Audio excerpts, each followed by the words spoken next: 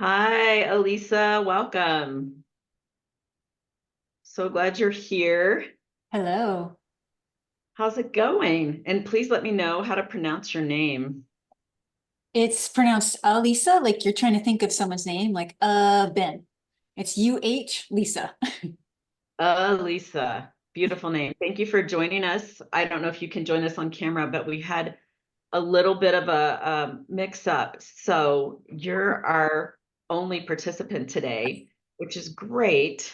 You'll get Okay. our full attention and we can talk about this in depth. And I'd love for this topic to support and help you since you're here specifically in what you do. Okay. So welcome. Thanks for Thanks. finding us. How did you find us? Were you in one of our certified interpretive guide courses? Can you tell me a little bit about yourself?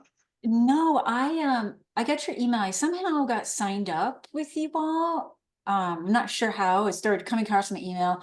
I'm very familiar with NAI. I was a Great. certified interpretive guide until a few years ago.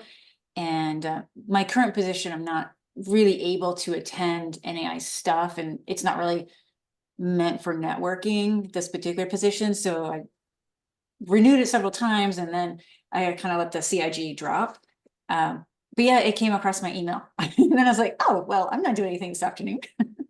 Fantastic. Well, welcome. And what's your background? I see these gorgeous flowers. Is that what that is in the background? Yep, that's on our property. So currently I am a senior foundation assistant and events manager at Stepping Stones Museum, which is it's a historic museum for Bill and Lois Wilson, who are the co-founders of Alcoholics Anonymous and Al-Anon and Yeah. Alateen. And so they started the program in New York City, and then they were homeless for like 2 years. And they found a home up in Katona, New York, where they lived from 1941 until each of their passings in 1979 and 88. And Lois Wilson really is credited for giving us everything that we have. We have over 10,000 objects, 100,000 documents. And it feels like, you know how some museums, actually there's a museum in DC I was just looking at, it's pretty much empty, but it has a lot of stuff online because it has a lot of history. We are kind of the opposite. It's like with 10,000 objects, we tell people it's as if you're walking into your grandmother's home that's a museum. The house is chock full. We have like her toiletries with her Pond's night cream. We have her shampoo bottles. It literally, she created the foundation and was giving tours, kind of in quotes, before her passing. And then when she passed, we just closed the door, emptied out the pantry so the bugs wouldn't get into the food, and that was it. There's still hairspray in the bottle. I found out just 2 days ago, like we should probably empty the hairspray bottle. It's so interesting. Why do you think she saved so many things? She she understood what the history of AA and Al-Anon meant to the people who belong in the groups. And from AA came Al-Anon and Alateen and every 12-step recovery group that's out there now.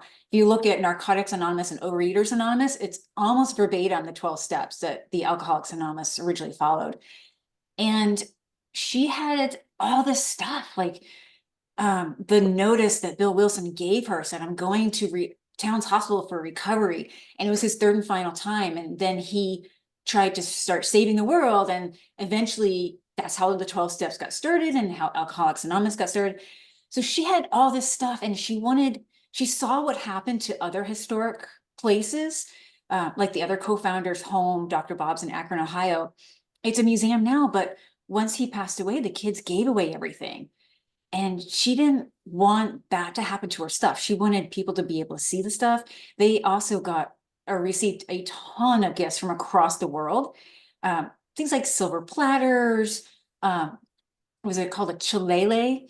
An Irish club. Somebody presented her a club from their heritage, and it's up on the wall. And she had all these photos and stories to tell, and she didn't want that lost. So she said, I can't give this away to Alcoholic Anonymous or Al-Anon because per their traditions, you're not allowed to give more than a certain amount of money. I think it's $10,000 per lifetime.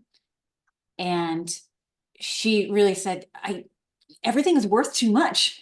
So in my silver closet is worth more than basically I can give in a lifetime. So she Wow. created a foundation, and she used the proceeds from the big book, which is the Alcoholics Anonymous guidebook. For 10 years, we got part of the proceeds for the royalties from that. And it set us up with an endowment. So if there's something, gosh forbid, like a tree falls in a house, we have money to recreate everything. And we've been running as a full-on museum without Lois at her helm since October of 1988, October 5th, 1998. So we're very new history. We have a ton of it, but it's very new. That is so fascinating. Thank you for sharing that. I Yeah. really enjoyed hearing all the details and all the different objects that you have at the museum. That's fantastic. Yeah, it's a lot to work with.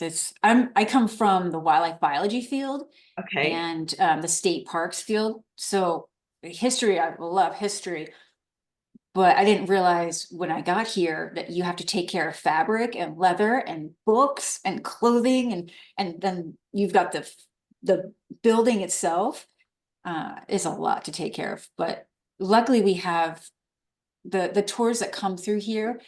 They're so moved. Many of them say that Bill and Lois saved their lives, that I really don't have to strive too much to have a strong emotional message. It just kind of lends itself to it. It's probably the easiest part of my job is the emotional connection. That's so interesting because that's for many people, probably, coming from the wildlife biology background, creating that emotion or that inspiration can be one of the harder things. But it sounds Yeah. like for many of your Mhm. guests, they're Yeah, I went bringing from that a fight emotion to with not. them. Yeah, that's fascinating. Thank you so much for sharing. Now, remind Yeah. me again, where is this located in the US? It's the Stepping Stones Foundation in Katona, New York. So you think of New York City and Mhm. think about 45 minutes straight and a little bit east. It's right along a Connecticut border. We're probably, oh gosh, maybe 10 minutes from the Connecticut border. And that's only because the roads are like 30 miles an hour.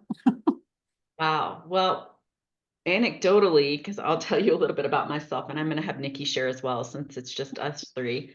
I'm actually working with an urban park ranger out in New York. We're meeting next week to look at us hosting a CIG class in New York. Really? Yes, That would be great. yeah, at the end of June. So Yeah. I will keep I'll you have to, posted on that if you're interested yeah, in attending. So she works and has changed positions, but is really hoping to bring that. that would be great. I would be interested in that. So I'm going to let Nikki tell because I've got a slide and I want her to just tell a little bit about ourselves since it's just us three. So you can know a little bit about what we do and who we are and how we can support you, because it's such a phenomenal thing for you to come in with the program that you have and with what you represent to be part of this. And that's our hope and what we do with Message Mindset, to sort of expand it beyond the traditional places where you think about interpretation and Mhm. look at this more as communication, making that emotional and that head to heart connection as part of what you. Yeah. So, Nikki, go ahead. Yeah, Lisa, so wonderful to meet you. My name is Nikki Rohde, and I'm out in Arizona. I'm just about an hour and a half north of Phoenix, and and I'm cold. It's supposed to be summer. It was summer yesterday, but it's not summer today. But I'm not in Phoenix. I'm in a colder spot. And I mostly do nature interpretation like you. I'm from that nature background, and but Mhm. we recognize that interpretation transcends these different places that we are. It's still the same skills. So really exciting what Monique's bringing us today about diving deep into themes. And even though Monique and I are both teachers, I haven't seen her approach. So I'm really looking forward to this. I've been privy to some of her slides, but I haven't gotten the whole spiel yet. So just like you, I'm going to be like, oh, this is neat. So I'm going to work through it as well. So that's the cool thing about these sessions. So let's see, what else do we, uh, uh, Monique, did you say you had the next slide? I can. I do, but I also want to highlight for Nikki is that she teaches exclusively and still in person, but mainly online. If you look at CIGs, she's probably taught, I would say, the most online courses of any trainer in our field. She started that way and has continued to go that way, and has a philosophy and an approach that I think has really added a lot of depth to our field, and how she teaches the different subjects, and how she's taken it and made this material her own with what she's brought, especially, and as I'm talking about themes, especially with themes, she's been my inspiration as she has taken themes that her different students have. I've compiled them for mine as well, and allowed the workshopping aspect of themes, looking at someone else's theme and then using that to create your own, as sort of that stepping stone to get you to a different place. When you're looking at creating a message for your program, it can be a little daunting on where to start. And as I've told Nikki before, I'm a better editor, I feel, than a creator. So I really like to look at what other people have done and hopefully make it better.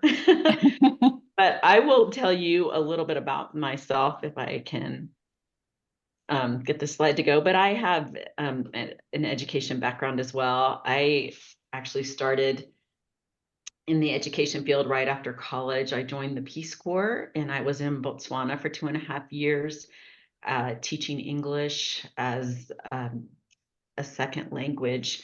And I started the wildlife program there. And that was sort of my first experience with outdoor adventure clubs and kids. And when you're in a place with wildlife that is, you have giraffe outside your village, you have zebra, lion, elephant, it's a different nature experience going on a field trip than probably here, what I do today for the hikes outside of Fort Collins. And it really stirred my passion to bring kids in the outdoors and to bring people in the outdoors. It was a great start because I got to see on the wildlife field trips that we took all of those animals and more. One of my favorite, actually, which is sable. It's a type of antelope that's just very rare and beautiful. And I got to see only one actually the whole time I was there. And it was on the side of the road when I was traveling to Zimbabwe. But I'll never forget it because I had wanted to see one for so long. And there was just a single one right along the side of the road as we were traveling on a very, very long 12-hour day, hitchhiking from place to place because that was the norm. But after I got back, I continued in the education field. I loved working with kids. I taught for 20 years, mainly in middle and high school, in alternate programs that used a multidisciplinary approach. So we would weave topics like history and economics and rhetoric and take a subject and sort of parse that out between the subjects and then bring it all back together. So we could look at the history of a certain person and tie that into the economics of the region, and then maybe look at a topic or an issue that that person was known for and talk about that through debate. So I really enjoyed that. And when I approached the 20-year mark, I was ready to do something different. So I became a volunteer naturalist with the city of Fort Collins, which is a 60-hour training program. And through that, they offered the Certified Interpretive Guide program. And that's how I discovered NAI and this wonderful communication course that they set up. And so I used it when I was leading my own programs with the city of Fort Collins, both volunteering and working there eventually as an outdoor recreation instructor and as an educator. And because of that, in 2019, I was able to take the Certified Interpretive Trainer program. I spent a week with Emily Jacobs and Karen Hostetter learning how to train for what's now known as the Interpretive Guide Certificate and the Interpretive Host Certificate. And so that was really fun.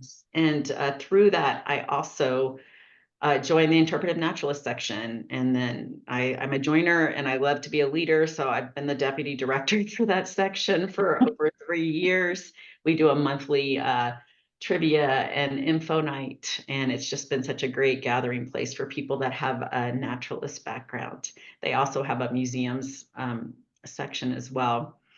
But I also, because of my experience in working with kids, became a restorative justice facilitator because I loved the practice of resolving harm and creating a new story, which I bet you're familiar with the work that you do. And I've facilitated with the city of Fort Collins. Their program specifically focuses on youth ages 10 to 22 who have caused an offense in some way, whether that be cyberbullying. My cases have gone from shoplifting to graffiti to lots of shoplifting to different taking signs down, defacing things, just all those offenses that happen for first-time offenders that might not have realized the gravity of what they've done. And so the program really allows them to come face-to-face with the person they've harmed and the community as well, and and it gives them the opportunity to repair that harm. And it's a dialogic conversation that happens through facilitation. So I've taken those skills and actually transferred that philosophy and what I do to the guide course and to communication by really using inquiry, based education, asking questions, sort of looking at the reflective practice where you're allowing people to think for themselves and think beyond what you're talking about. And that's informed what I do. And actually the work that I'm doing today, as I am also an independent certified interpretive trainer. I've taught courses online. I do teach courses around the country. I go to Florida in a couple of weeks to teach for Florida Park Service, and I still lead hikes. I just led one yesterday, and they focus on well-being and appreciating the environment. So what brings me here is that I'm one of the 4 founders of Message Mindset. So we are a strategic alliance of interpreters who came together at first to really fill our certified interpretive guide programs. 2 of us worked online, 1 of us works internationally, and I'm a hybrid. I do both, even though Kristen Robinson, my colleague, and Nikki still do teach in person. I've learned a lot from what they've done online. We banded together because we wanted to have support for what we do. We wanted to have conversations for what we do, and we wanted to offer support to other people who are in positions like you, working at museums, maybe want to, do a tips and tricks or get better skills at storytelling or understanding how to leverage questions, or today looking at creating those great, awesome theme statements or keynote messages to impact your audience. So do you have any questions before we move on and look at the topic? No, not at this time. And I think Nikki is probably copying and pasting in the chat a little bit more about what we do, who we are. We're mainly focused at this point on the classes as we started out in, which were the certified interpretive guide classes, which are going up. I don't know if you still get email from NAI, but they're going up in July to approximately $200 per course. So till the end of June, the certificate is what you get. It doesn't lapse anymore. So that certificate has now become evergreen. Once you get it, you have it for life. Oh, And really? So you don't have to re-up it every so many years? you don't. Oh, see, I let mine lapse because I Well, recently. let me clarify that on a little bit. If you've renewed anytime after 2020, you are technically good to go. Thank you. Check. It was around there. Check, because they'll be sending out new digital certificates this summer. And if your certificate it was still valid within the last 6 months, Okay. then Hopefully you have good news. Yeah, I know it's close, so I have to Close, check. and you might Yeah. be able to reach out and connect with them on that. If not, and you want to take it again, Nikki is offering several courses online till the end of June. It never hurts to have a refresher. It never hurts to have a refresher. And again, for all of us, we have put a lot of our own material into this and have taken it to another level. So I highly recommend Nikki's class or Kristen's class.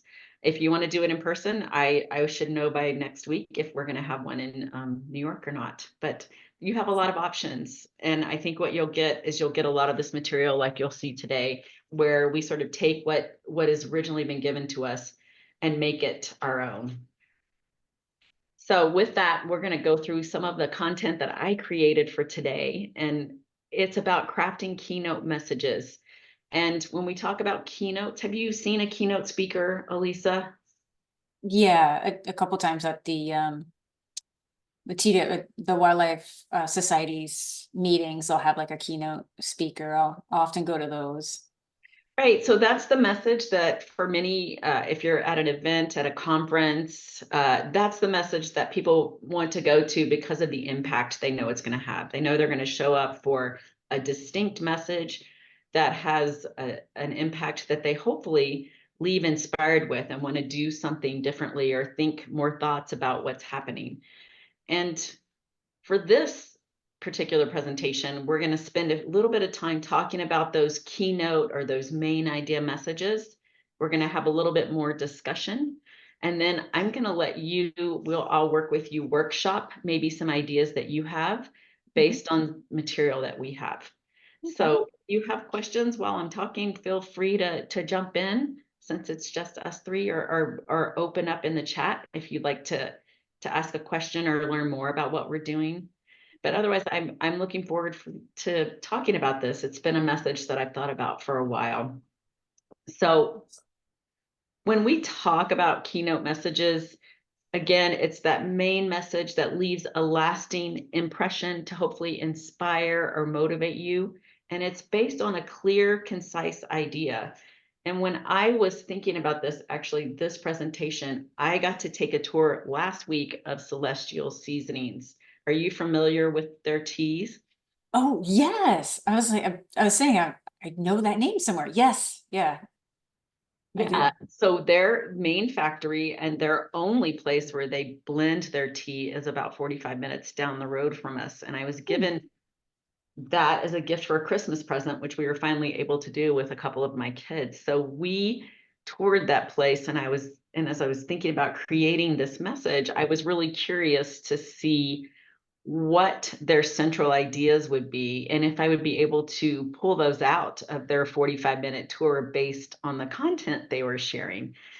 I took this tour several times with my kids, and it's changed over the years, and it's gotten consistently better. And based on my experience last week, their message has gotten sharper and more impactful. They continue to talk a lot about being America's first herbal tea company, helping us understand that herbal tea is actually not the same thing as caffeinated tea, because that tea only comes from one plant, which I was unaware of. And even if it's decaffeinated, there's still a small amount of that. So some of those same messages when they were talking were coming through.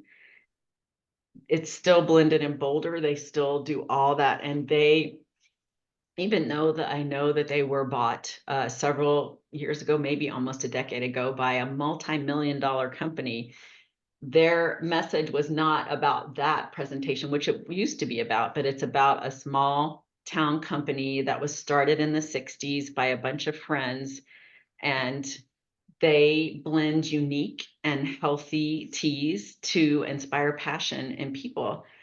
So that message really resonated with me. In fact, I bought a bunch of tea, one of the new teas that they had to help me today. It's called Throat Cooler, and it's wonderful. And as I was looking at the box, it's so interesting because their message that they have, their keynote that I got from their talk and walked away with, is very similar to what's on their box. It says they're creating teas that are bursting with benefits, flavor, and their passion for inspiring a happier and healthier life. And all those little universals and concrete messages that they had aspired to do in their talk were successful. So I wondered as they were doing that, and I actually bought a mug, or actually my kids bought me a mug that has these hummingbirds on it, at Celestial Seasoning. I wondered if I could take that process as I was creating this message and sort of distill it, taking that topic. They took tea. I decided to take hummingbirds and take it from topic all the way to keynote and see how that would work as a workshop. So that's what we're going to do today. We're going to take some information on a topic. You can think about your own topic as we're going along. consider the audience that you have. And for you, Elisa, sounds like a fairly specific audience that you might be able to write details about. And then consider where you're going to do research. And it sounds like from Lois and the other founders, there's a wealth of information that you have for your research, and also based on the mission of your organization, it's going to tie in with that. So though TAR is sort of the beginning place when you think about creating a strong keynote, you're going to think about your topic and sort of narrow it down. I started actually with hummingbirds and then decided to narrow that down to calliope hummingbirds because I wasn't going to do a week-long presentation on them. I'm going to do about an hour's worth as we're hiking, and I'm leading one of the hikes that I do in Fort Collins. And then consider your audience. I did that as well. And I did that based on the mission of the organization that I represent, the city of Fort Collins. I looked at and asked who was coming in, how they would benefit from this, and then what things they might want to know based on their background, their age, what their likes and dislikes would be. And I did some research. I did some research in my audience. I thought about the calliope hummingbirds, and I got research for them as well. And from that, I started to write down and workshop some concrete things, both about the birds, about some of the universal concepts that might tie into the birds. And then I thought about something which for me is very important. I thought about some active verbs that might go along with that. I thought about some words that inspired movement or generated ideas. And with all that, I took a sample sentence that was from another very different program, another keynote message, and I workshopped all the information that I had. I took my TAR, that topic audience research, I took the CUBs, the concretes, universals, and verbs, and I looked at that sample sentence and I created my own. So thinking about those calliope hummingbirds, I distilled my audience to differently abled adults ages 50 to 75 from diverse backgrounds who are beginning birders. And that's very similar to the audience that I lead hikes with these days. And then I thought about my research. We are very fortunate to have a branch of the Bird Conservancy of the Rockies here. So I like their information and it's very credible. I started out with a Google search to see what other information I could find as well, and made sure that matched up, as you know, with the information from Bird Conservancy of the Rockies. Used another website called All About Birds, and I also used the National Audubon Society. So Nikki, if you can paste that document in the chat, we can follow along with how I did this and sort of the format that I created for myself when I'm looking at turning my topic into a keynote. And that is there. It says clever keynote guides. Excuse me, clever keynote guide. So and it allows, oh, go ahead, Nikki. Yep. And you can click on that link. So when thinking about the concrete aspects of the calliope hummingbirds, I wrote a bunch down, ones that I thought might be appealing to my audience. I wrote some universals. And are you familiar with the concept of universals, Elisa? Yeah. Yeah. Okay. So I really thought about which universals. I just, again, you can mind map it or brainstorm different universals for your audience that might appeal to them. And then I honed down on a few that I thought might work based on the sample sentence that I had.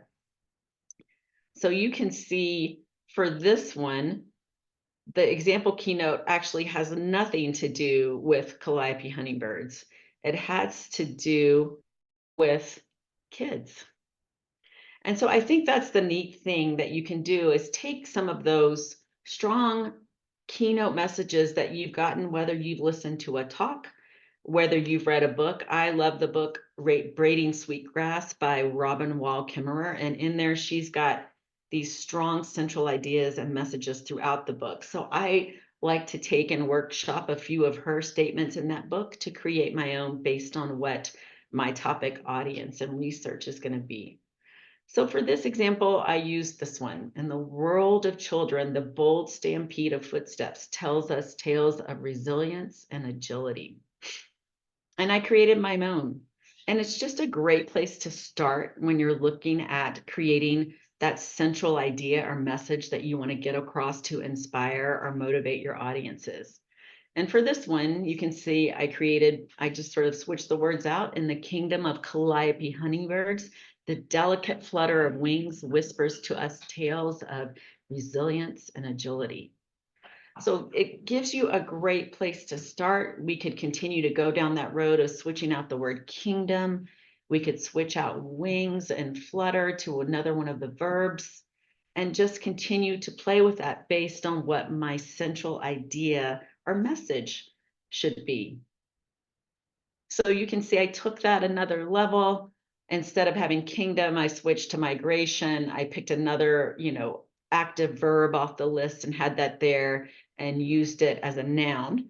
And that's the really cool thing. You can sort of switch these around based on how you do it. I had flutter as a verb and I used it as a noun in this process. And so taking those different words and using them really can evoke a vivid image of what you're trying to say. And as you said, when you connect that head and heart to your audience, it really allows you to have impact. Do you have any questions? All right. Nope, I'm taking notes, but nope. So I have some more keynotes here just to give as an example, because there are all different topics that people are connecting with audiences about. And I chose skyscrapers and bison and Van Gogh, the ocean and Mount Everest. And I actually had AI create a picture, as you can see on the screen, that has all of those ideas and topics in that one picture. So it's not limited just to the natural world. It's not limited to the historical world. It's all of our world when we're thinking about communication, connecting those concrete ideas around our topic with those universal messages that are going to resonate and create change and motivation.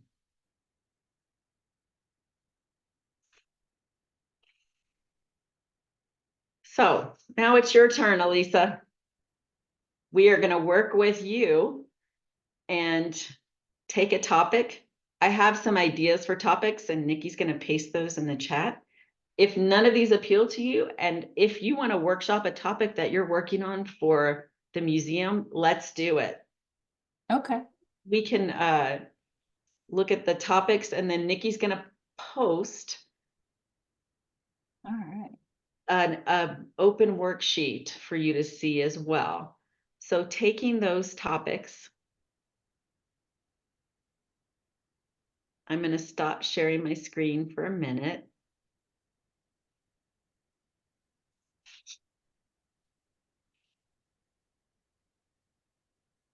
I like the imagery these sentences have. These are great.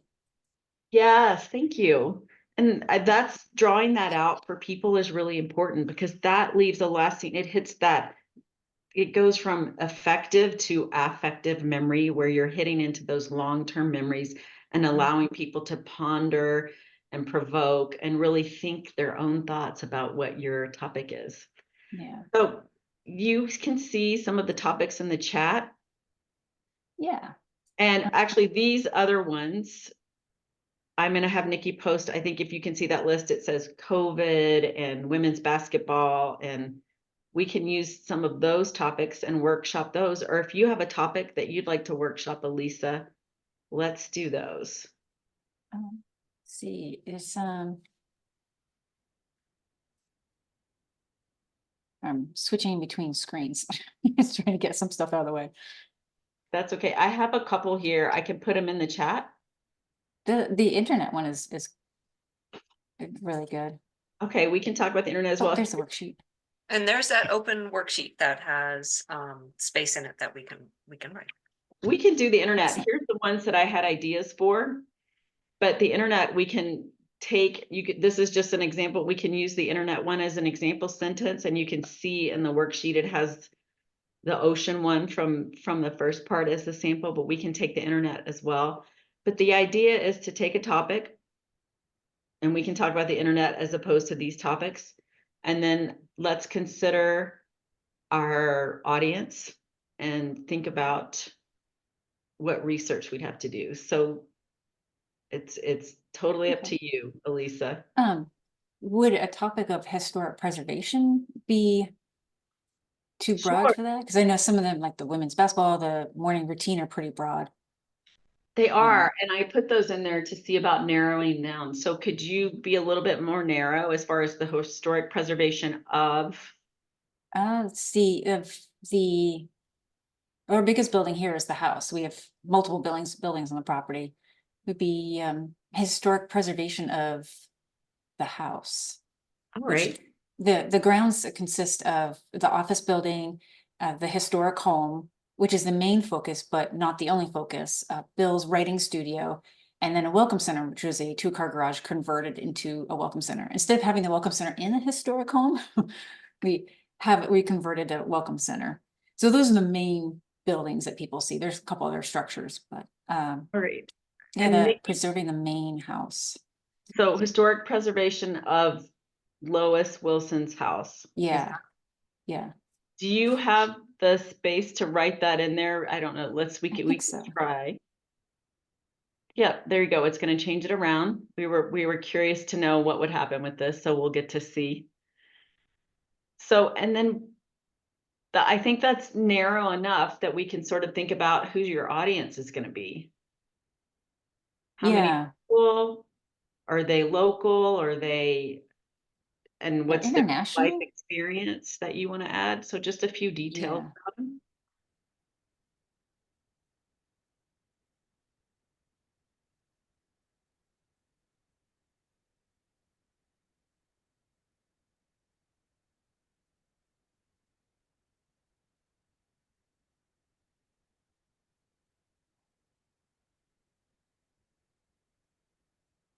All right, are they locals? Are they going to visit your site specifically when they come? Are they mainly visitors to New York who include this as part of their tour of? What do you? It's mainly the opposite way, like they're coming to visit us and then they go to other places if they have time.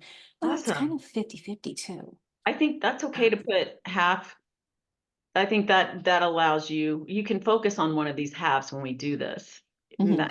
And that way you can see if focusing on, like, I know when we teach this, if focusing on one half still reaches the other half, or there might need to be some tweaks in that. That way, when you sort of assess your audience through those open-ended questions, you can say, okay, this particular study needs to focus more on people who are, destination oriented Yeah, versus people who it's part of their destination.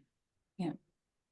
What I do you was say, thinking, Nikki? Go ahead. Monique, as we're going along with this, I'm just thinking about what Elisa's doing. And I've always got, every time I have a new class going on, I always create some sort of new program. So I'm working through it like they are. And so I was like, okay, so what's my next one I'm going to work on?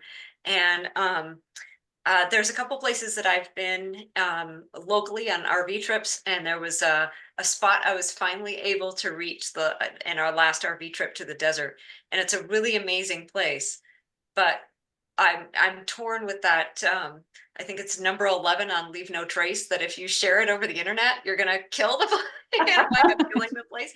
And so I've been really torn with wanting to share these places and wanting to keep them a secret. But in sharing them, like what is it that I want to share? Like, don't be an idiot. Be prepared when you go. You may not be able to go and see this, because without the help of other people writing that, I wouldn't have found these places. And so at the same time, Elisa, that you're working through this, I'm going, okay, well, what's my concrete, what's my noun, what's my, what are my active words? What is the story that I'm wanting to tell? So, and my audience is 18 to 20, 18 to 70-year-olds who are traveling in the desert for fun, typically in RVs or sprinter vans, and they have a sense of adventure, but they're not looking for something technical. Mm. So All right. that's Thanks, that's what Nikki. I'm doing. Yeah. Thank you. So research and organization would be your organization, the Stepping Stones Foundation, I think, and the museum as well. And then beyond that, I mean, the wealth of information that you have just within your site. And then you have firsthand, those primary sources as well, the testimonies that people have, which are really powerful as well. So there's just lots, I think, for you to put and weave into the story you're telling. Yeah. Yeah, there's almost too much. That's one issue we Yeah. have, is there's so much So history. that's why narrowing down your audience and then narrowing down your topic. And this is a very, as Nikki knows, it's a very iterative process. So you'll go through this once, and then you're going to maybe narrow your topic down. You'll go through it again and say, I'm going to take out these 5 sources, but I'm going to keep them and use them for another program. Mhm. So you still have this wealth of information. It's just not for this program. And then Mhm. you can see when you do this, well, I see that this one resource that I shared is not resonating with my audience. So I'm going to pull back in one of those other resources that I thought about initially. And that's why for me, when I started this presentation, I think I had 30 slides and now I'm down to 10. So you don't want to lose that. You don't want to discount that stuff. You want to keep Yeah. all those things and keep working through it. So when you think about concrete items within the house, and let's think about the house itself. Does it need repair? Is it remodeled? Are there places within the house that are very important for each and every tour that you must not miss? Yes. Yeah, the kitchen table is where Okay. the Bill Wilson had a very famous conversation with his best friend Abby Thatcher, and it's basically the catalyst for sending him to rehab for the first time, Wow. which was then eventually down the road the the reason we have the 12 steps. It got Bill on the path of sobriety. So it is Go ahead. the place in the house, one of two main places in the house that we people cry at all the time. It is the place. If somebody has 5 minutes to stop by, we're showing them the kitchen table, and So, and I'm it's also hearing some universals: joy, relief, mhm. change, transformation, Mhm. recovery. Um, Sorry, I'm writing this down as you speak. If No, that's that's okay. all right. You saw I'm mine was adding good. stuff so you can do whatever you want. And I would talk a little bit more about the kitchen table, the actual aspects. Is it seat 4? Is it seat 2? Is it a dark scarred wooden table? Is Great. it Yeah, it round? Is it is. square? I love the table, and not just the meaning behind it. It is a beaten up kitchen table. Okay. It seats 4, but the there's like it's Mod Podge back together. There's some sort of like there's some holes that were in it. Somebody patched up. If you look at it, it looks like it's seen better years, and it's great. I mean, Bill Lowe's took care of it. They used it. There's still utensils in it. And it's just literally it's not like a dining room table. It's a table with a drawer in the kitchen that has like a top, and it's some slightly 80s, 70s ish feeling to me, but it has like a little metal edge to it that looks like it was hammered on. It's Mhm. not like it's treated as something that's almost holy, but you look at it and you don't know the meaning behind it. You're like, wow, that table seen better days. So you've got these two kind of Juxtapositions of yes, exactly. a But holy but mess. but don't they go the same way? Like this table has been through stuff. Like, Exactly. And that's why I I mean, love it. I'm Is it seeing just like direct them? parallels between the people who come to visit, the Uh-huh. reasons why they're coming to visit with like, oh, that's me, that kitchen Yeah. It's table. beaten up, but it's still standing and it's still strong. It's going to be there for another Resiliency. 100 Yeah. years. Yeah. Okay, so you can look at some of these things that I've written down and feel free to add. But I Oh, put wow. Yeah. some of the universals: joy, relief, please add, because some of these universals can be changed into those active verbs: relieved, Mhm. changed, transformed, recovered, sacred, acceptance, accepting. So taking that and really looking at this sentence, or I'm so glad Nikki put the other ones in there. If you like any of these other ones in here to use as sort of your example sentence, let's replace some of those words and let's think about, oh, we need to think about preserve, Mhm. and What are perseverance? Is it people, pursue perseverance. Yes. yeah, perseverance in the face of addiction and Yep. a lot of these people have lost completely everything and built themselves back up. So that perseverance and preserve not only the site, but their personal private perseverance. So looking at the sentence, you could say the perseverance of Lois is reflected, maybe teaches us. We could look at teaching or something like that, reminding us. Again, I don't know if you can get it word for word, but something like that where you're able to take that and say, Bill Wilson's perseverance, or, the looking at the internet one too, the internet mirrors the Wilson's kitchen table mirrors the change, the transformation of people's inner journey when they are,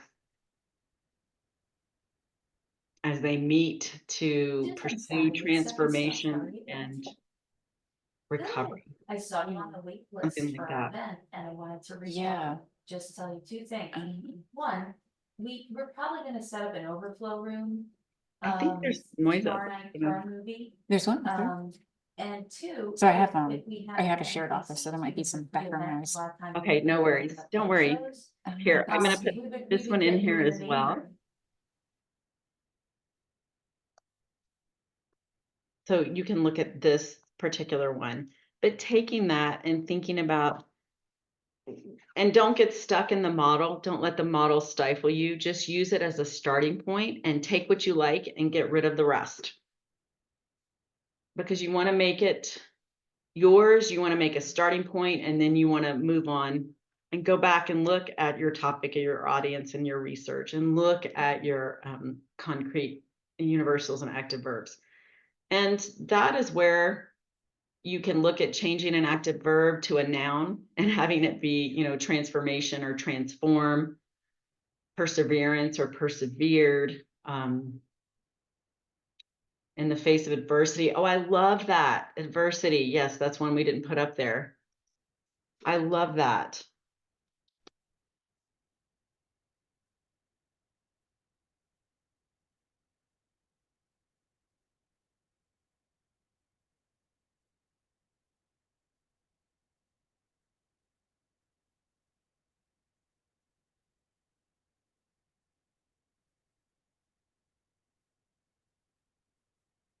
That is great.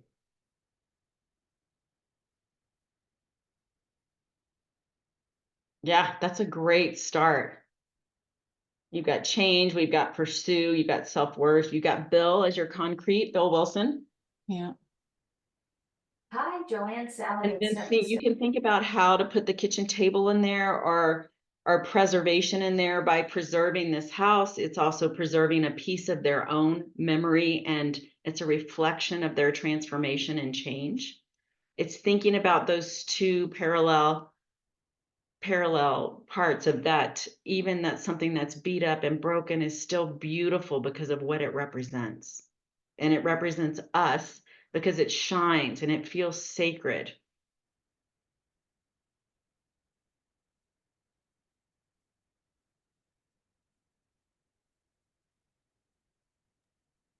It's when we draft our themes, that's where I start to get, like, think about the immense power that interpretation has. And that's where it makes me kind of teary-eyed of when we say these really strong messages to people. They're supposed to resonate in the brain. They may not remember it word for word. And we talk about in class, we say it once to kind of set it up, and then we go in depth on it. And people are all the information and the research that we're putting on, all the intellectual and emotional connections we're making, are all hanging on to that theme. And then when we say it at the end, they're like, yeah, we're there. And it really moves people. And I've seen a lot of people come into my classes with like, okay, why is this important? And they're leaving with a really impactful statement that they don't, then the interpreter, the statement is doing that work for people, and helping set up this idea of that emotional and intellectual connection even before the program starts, but then reiterating it at the end. And I've seen programs go from meh to like very quickly, and that's what's happening with yours, Elisa. I'm just like, oh my goodness, I'm thinking about that kitchen table and then just all these beautiful, Yeah.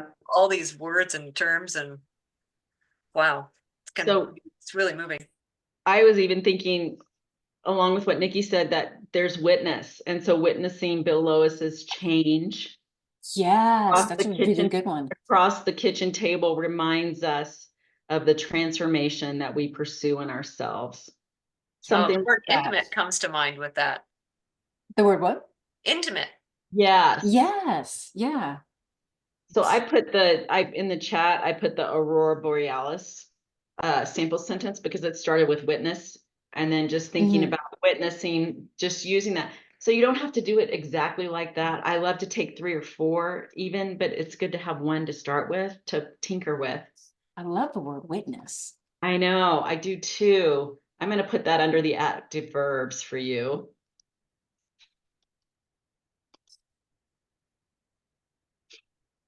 So I hope this gives you a place to start.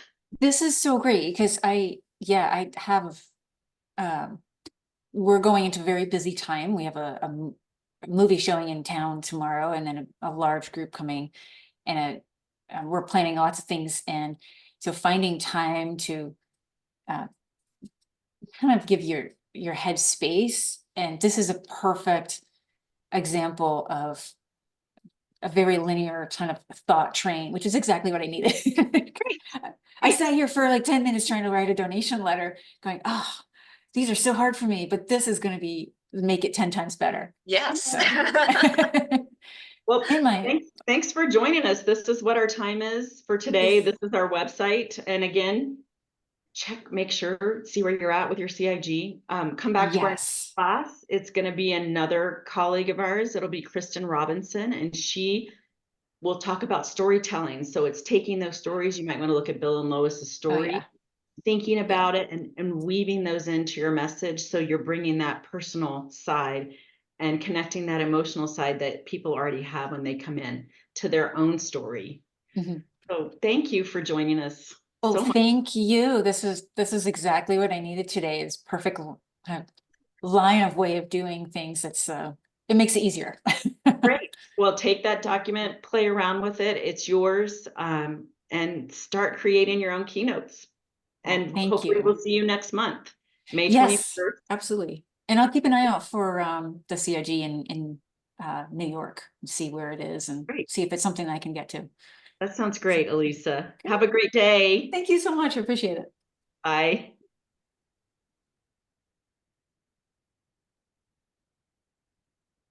Beautifully done.